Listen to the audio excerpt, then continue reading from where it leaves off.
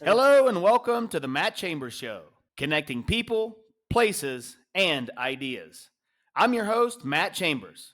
This is the podcast about living, traveling, and doing business internationally.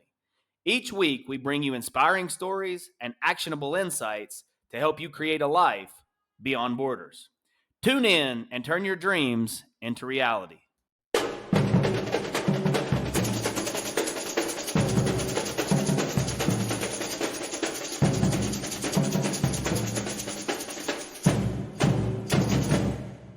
So, hey, thanks for joining. I really appreciate you guys coming on. Super excited to have you. Why don't you start with giving us a little background on you and how you made it into the immigration world? Yeah, sure. We're also thrilled to be invited into this space.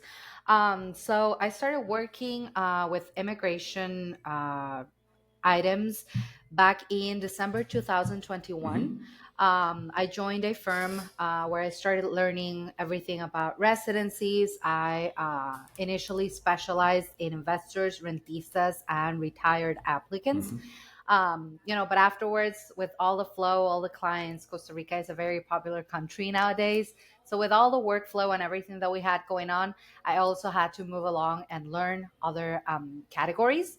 I joined Cuatro Legal as it is on March 3rd of last year. Mm-hmm.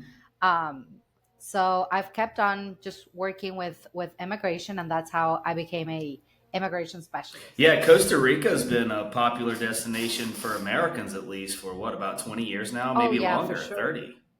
Yeah, I mean, it is a beautiful country. I always tell my clients that basically Costa Rica sells itself, with diversity, all the options. You can get volcanoes, you can get mountains, you can get beaches, and everything is just so pretty Mm-hmm. here, like with the birds, the animals, and everything else. So, yeah, Costa Rica has become a quite popular destination for most of foreigners. Most of our clients come from the US and Canada.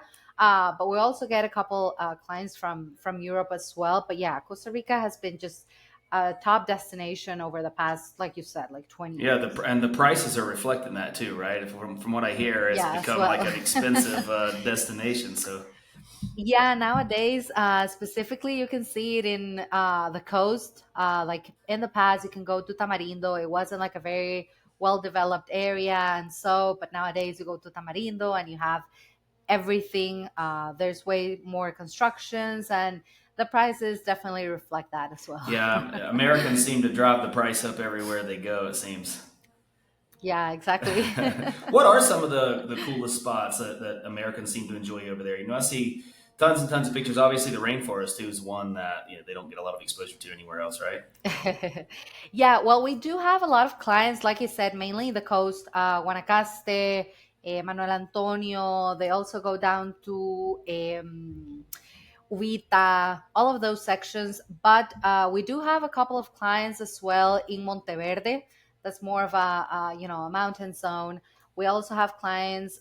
There are tons of clients down in Pérez Celedón Mm-hmm. as well, and other clients that they like to stay a little bit more, let's say, closer to the city. They go with Atenas, Grecia, San Ramon. Those are beautiful places, and they're not that far away in compared to the other places.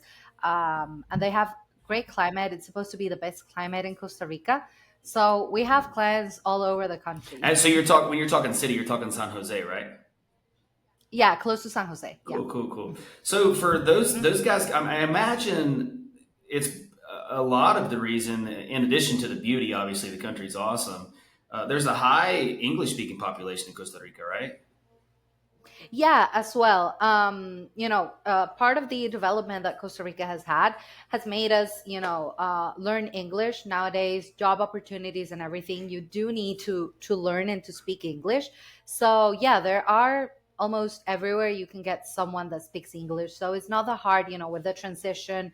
Like if you're coming from the U.S. and you don't speak, one word of Spanish, I'm for sure you're going to find someone that can help you. Even like in immigration, coming through the airport and stuff like that, there's someone that's gonna get you from A to B fairly easily, Yeah, right? someone exactly. Yeah, someone is going to be able to explain the process and get you through it. Yeah. Would you say that Americans that come there in general are coming there for lifestyle reasons, or do you feel like a significant portion of them also come there and start successful businesses and create work opportunities for locals? Or Okay, well, most of the clients that we get, they come to Costa Rica because they made an investment or they want to retire here in the country. But we do have a couple of clients that they've come to Costa Rica, they fell in love, and they decided that they wanted to put down a business, like boutique hotels and stuff like that. Mhm. And they're pretty successful hotels. They do very well. They're wonderful. So they also, like part of that made them also want to stay in Costa Rica. But we have a variety of clients, and everyone wants different things, Mhm. but in the end they almost all of them they fall in love with Costa Of Rica, so course. that's why they decide to come here. Yeah, I Yeah. think Costa Rica was one of the first places that Americans came to years ago. I don't really know the history of why that was. It just seemed like maybe Costa Rica was doing some good marketing to bring people there. But a lot of people Yeah. that I know have only been to Costa Rica, and they just continue going back. Yeah, I do have a client, a couple of days. He said, like, I'm in between Colombia and Costa Rica, but when I started like coming more frequently into Costa Rica, I decided for Costa Rica Yeah, already. Costa Rica, I think because of the prices, probably draws a much higher end American. So the guys that want to live a classier life, probably. And I think I, Hmm. I don't I haven't really studied the statistics, but I would assume Costa Rica is significantly safer than Colombia too, right? Yeah, as well. Yeah, I do think, again, I don't know the statistics as well, but yeah, we're a smaller country, and I know. But also, like, for example, if you come to, let's say, downtown San Jose, no one is going to recommend, like, oh, walk on your own, past whatever, 11 p.m. or something like that. Like, you also need to, read the room, understand the background of each country and everything. But yeah, it's terrible when you hear in the news that something like that happened Hmm, to a foreigner, because it's not good publicity for the for sure. country, and that it makes the country lose its value. People are scared to go there and stuff like that Yeah. really quickly. So, what are the residency options available to a new foreigner coming to Costa Rica? Let's say that I came today as a tourist. Would I get? Do I get Mhm. 6 months on my tourist stamp per calendar year, or how does that work? Okay, depending on your nationality, that's the amount of time that you're going to get as a, let's say, as a tourist entry visa into the country. So with the US and Canada, they are part of the group number one. So you will get 180 days on your entry stamp. So six So you get months. Yeah. 6 months day So one. you can say, Oh exactly. wow, incredible. Yeah, so you can stay here in Costa Rica those 6 months without any issue, getting to know the country, going from place to place and stuff like that. You will not have any issue. Now, regarding the residents that are available for new clients, well, the most popular ones are investor. That's when you decide to make an investment in Costa Rica. Hmm. Most of the clients go with they purchase a property, and so that's the investment that they use. If you own a corporation in Costa Rica, if you have a registered corporation here, you can also use the shares within your corporation to apply for the investment. I would have to say currently that's my number one go-to residency with most of my clients, because that's what they're looking for. We also have the option for retired clients. If you have a pension, you can come into Costa Rica and get a residency through your pension just because you are retired.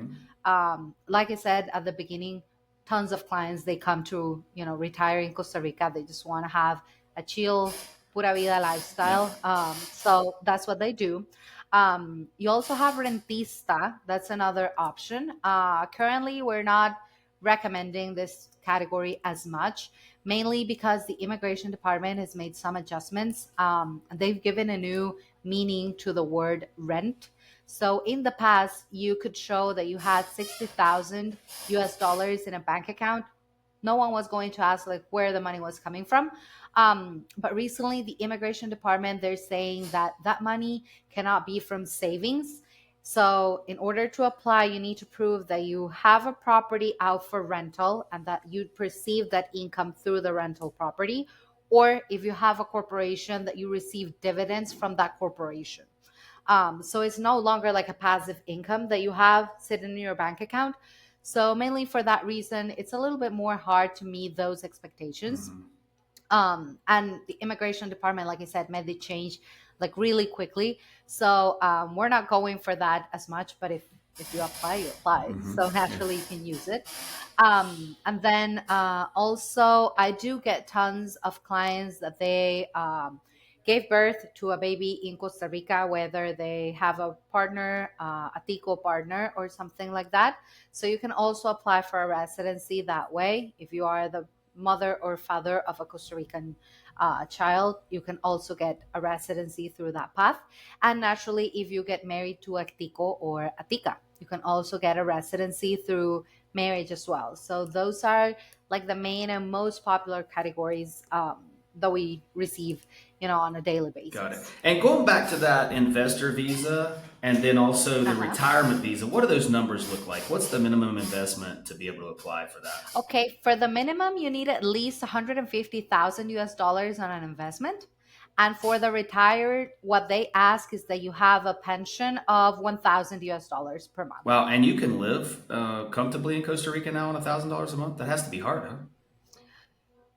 Yeah, no, maybe not live comfortably, but because again, Costa Rica is a pretty country, but we are an expensive country for sure. Hmm. So most of the clients they do have more than the 1,000, so it's just okay. But what they ask for the minimum required is just the 1,000.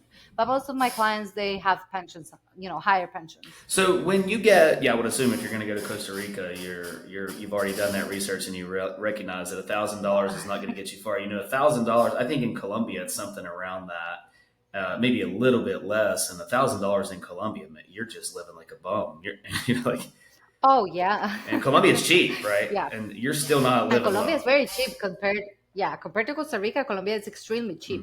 Mm. For us as ticos, going down to Colombia on vacation there is just super cheap. Yeah. But for like living, the costs are definitely higher. Yeah. And so, what about if you invest the $150,000 and you get your residency, is that a 5-year permit and then you apply for the citizenship, or you automatically become a Costa Rican resident? Okay, the way that it works, investor, rentista, retired, and through marriage, they are all temporary residencies. So they are going to be approved for an initial period of 2 years and then renewable every 2 years moving forward. With the temporary residency through marriage, you have to renew it every year. The immigration department wants to make sure that your marriage is legitimate and stuff like that. So you have to renew it every year, not every 2 years compared to the other ones. Um, but then, after holding a temporary residency for 3 years, you can do the change into a permanent resident. Okay. The main difference is that with the permanent residency, you are allowed to legally work in Costa Rica, and the times for renewal on your local ID card, which is called a Dimex, will start being longer. With citizenship, that's a whole different topic. Mhm. And clients get this confusion most of the times. So for citizenship, you have two ways to apply for a citizenship: through marriage or through residency. Since we're talking about residencies, in order to become a citizen after holding a residency in the country, if you come from a non-Spanish speaking country such as the US, Canada, a European country, you need to hold a residency for 7 years in order to apply for a citizenship in the country. So it's not something that you get automatically. But even before that, you can still set up a business in Costa Rica, right? Do you need reliable shipping across Latin America and the Caribbean? CaribbeanShipper.com specializes in delivering from the U.S. straight to your door in Colombia, Panama, and Argentina. And yes, they also serve the Caribbean, from Turks and Caicos all the way down to Trinidad. Right now, they're rapidly expanding in Medellin, Colombia, and quickly growing their presence in Panama and Argentina. With door-to-door tracking, insured shipments, and seamless customs handling, they've got your shipping needs covered. So whether you're a digital nomad, a retiree, or a business scaling internationally, Caribbean Shipper is your trusted partner. From consolidating online orders to shipping full container loads, they ensure your packages arrive safely, So register today at caribbeanshipper.com/register and let them take care of your shipping needs throughout Latin America and the Caribbean.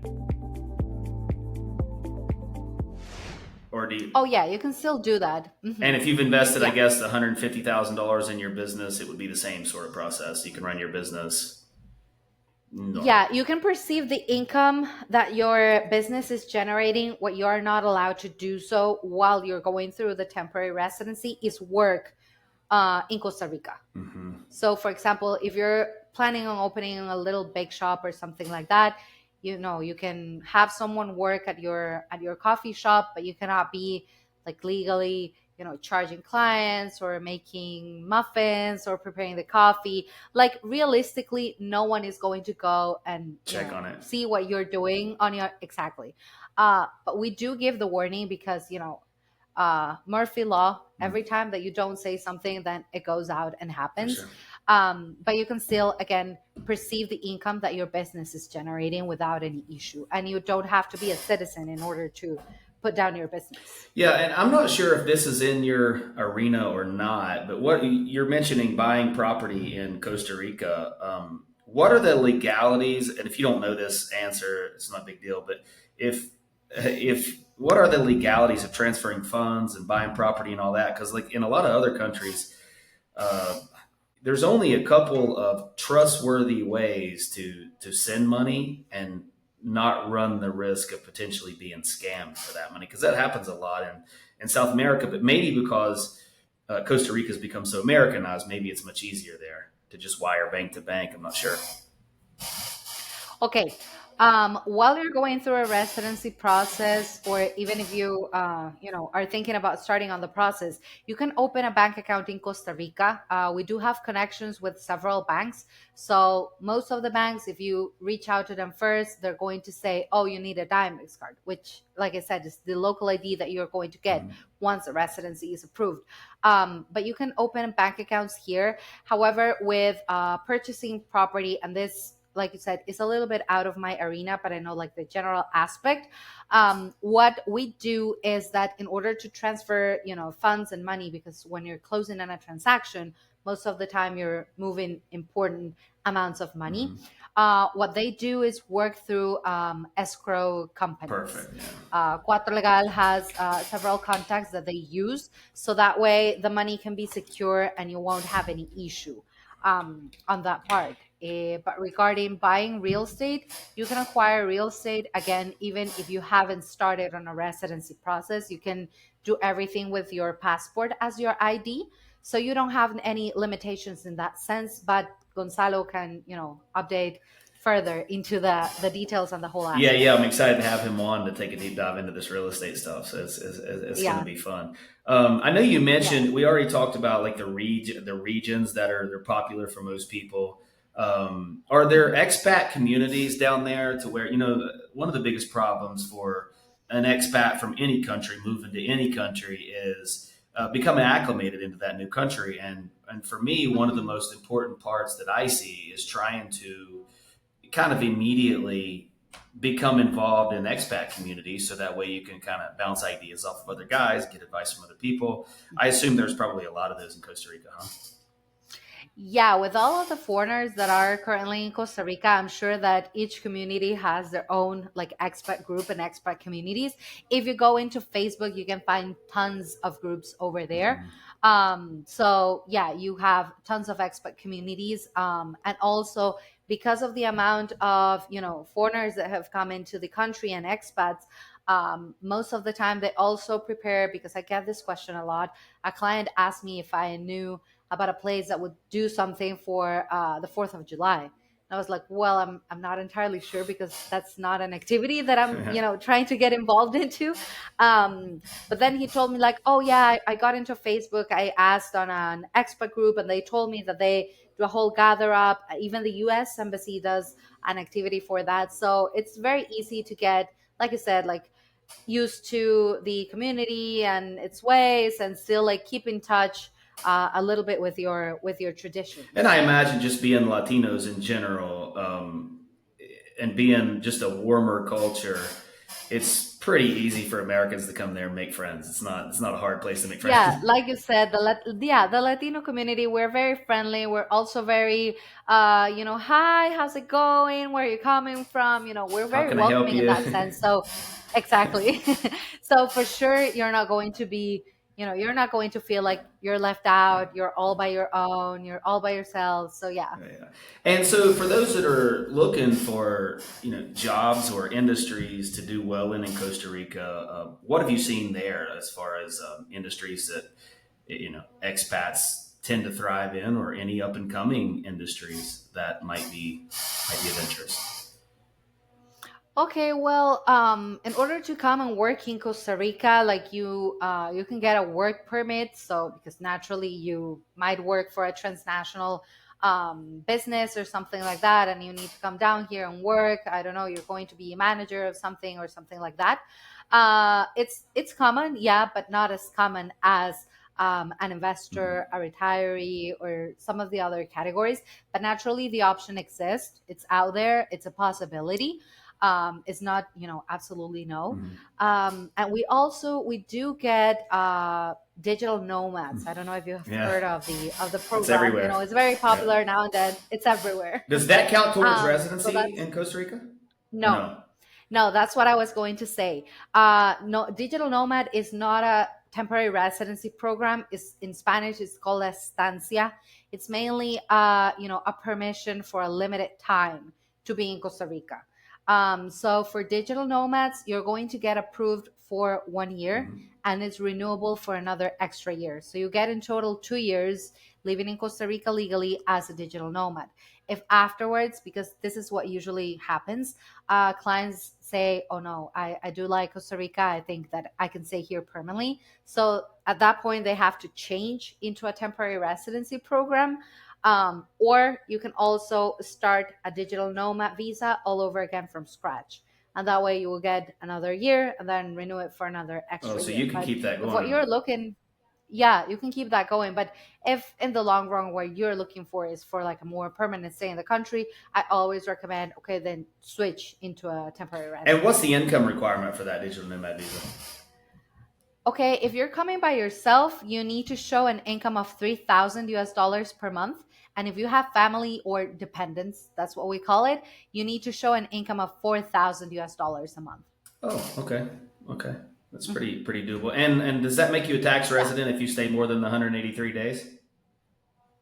No, in order to get taxed in Costa Rica, you need to have a commercial activity going. You will not be taxed, even if because I do get that a lot as well. If you transfer money to live here in Costa Rica, so you're transferring money to pay bills, utilities, and stuff like that, you will not get taxed on that part. So even if you live 10 years in Costa Rica, as long as you're not generating income within Costa Rica, you're not going to be taxed.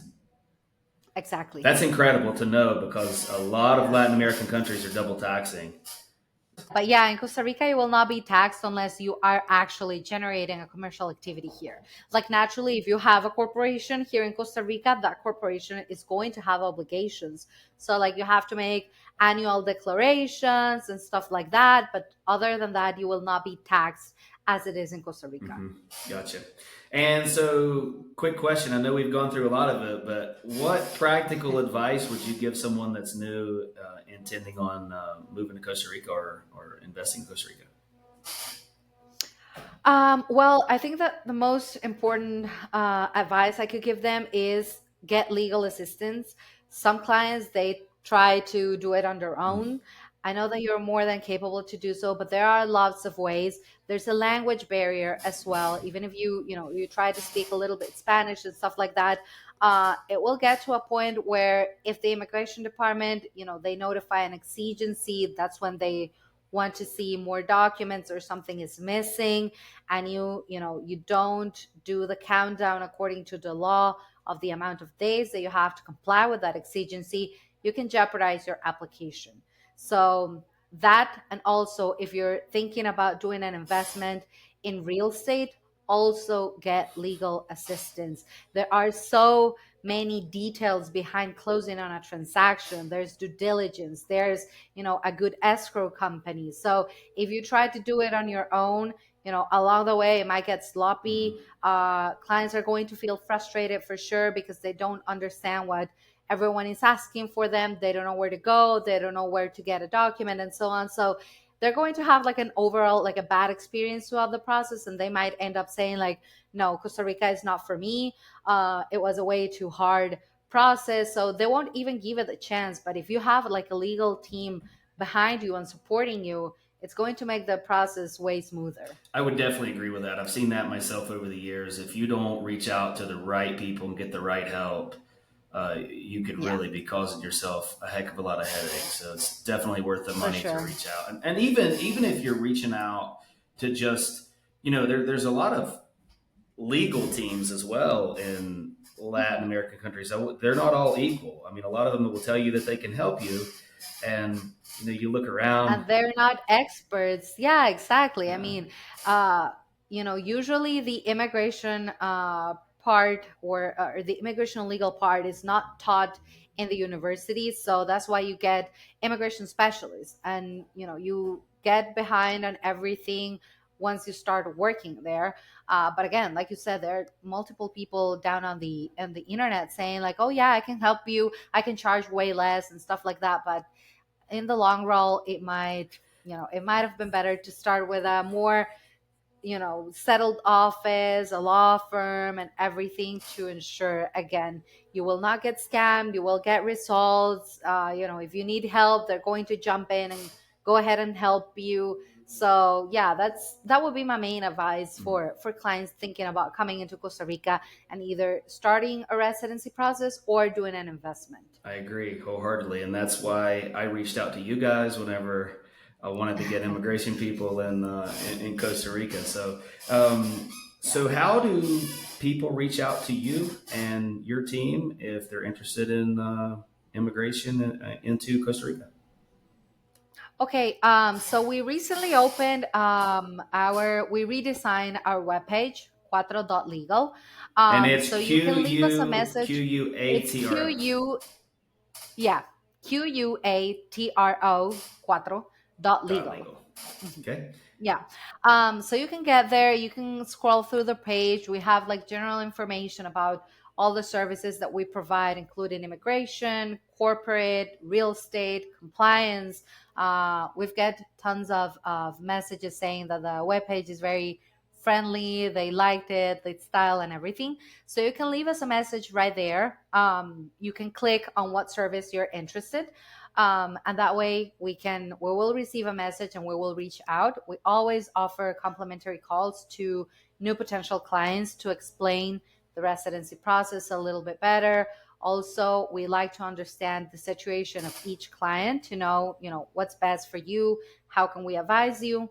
And there's also, along within the web page, a WhatsApp option, so you can also send a message through there, and then we will reach out to you, and that's how you can contact us. perfect. Thank you so much for the information. I think this was absolutely incredible. I appreciate your time. No, for sure, it was really nice talking to you. I had a great time, and I'm glad that the information was Yeah, useful. I think it was incredible. Thank you for joining us on the Matt Chambers Show.